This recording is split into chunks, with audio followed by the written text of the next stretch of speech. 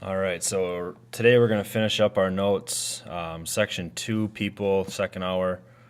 You have to start a lot earlier. Section three, people.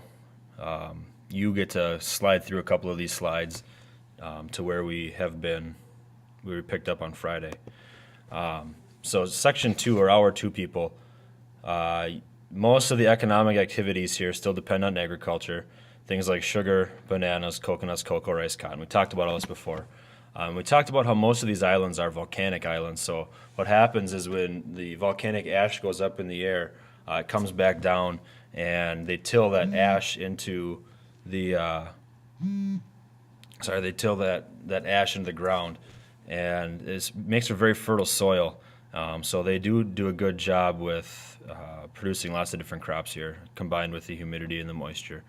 One of the other major jobs that we do here is with shipping. These aren't small ships either. These are the big ones, the big freighters. You can see in this picture here, you can see the crane, and these are the big shipping containers that are large enough to hold like trucks and vans and lots of different equipment and produce and all types of stuff. So these goods will get shipped out to not only the United States but also to Europe as well, and so they make lots of money in the trade business as well in the Caribbean islands.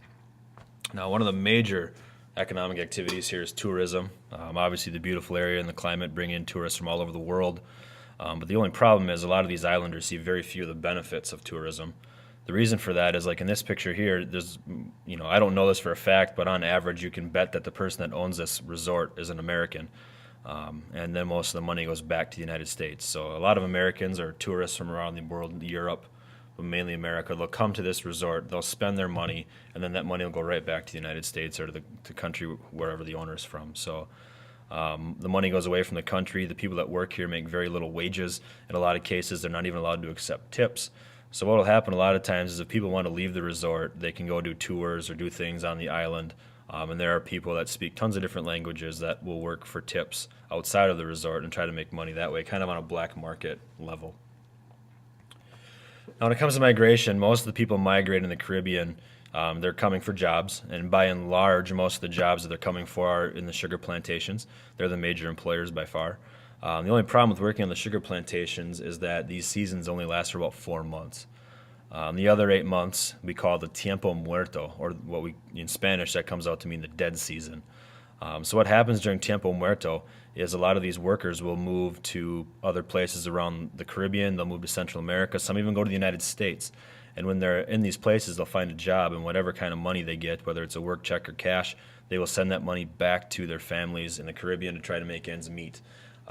And when all is said and done, they will finally come back for the sugar plantation season. And it's kind of a cycle that repeats itself. This will definitely be on your test, so make sure that you get this stuff down. If you have to rewind this again, make sure that you understand tiempo muerto is a short answer question. Now, one other thing that happened is at the beginning of the 20th century, a lot of islanders found work on the Panama Canal after the United States acquired land and annexed that land from Panama. And so lots of men went down and worked at the Panama Canal. It was a very hard job. A lot of people died doing it from things like malaria and just overworking.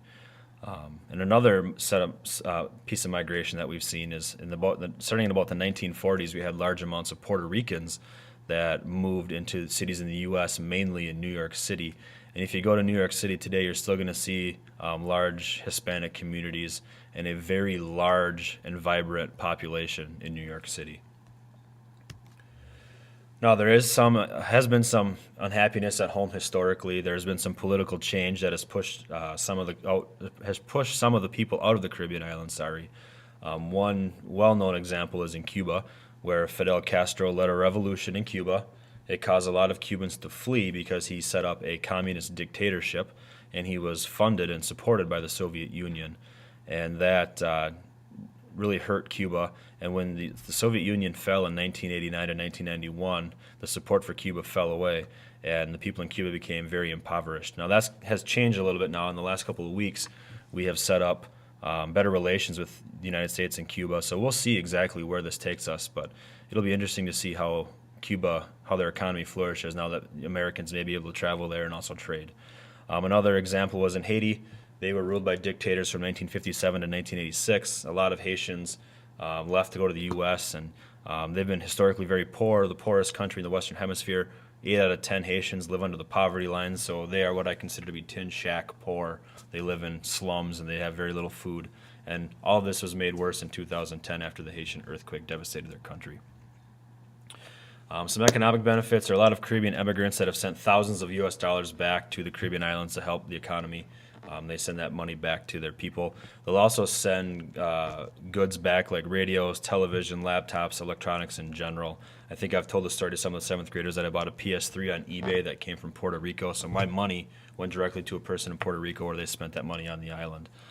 So the buying and selling of U.S. goods and taking that back to the Caribbean also helps increase the standard of life on these islands. So that is it. It's very short. So what I want you to do now is I want you to finish your 11.2 assignment. And then when you're finished with your assignment, I would like you to watch CNN Student News. So hopefully you brought your earbuds with. So I will see you tomorrow. You guys have a good day.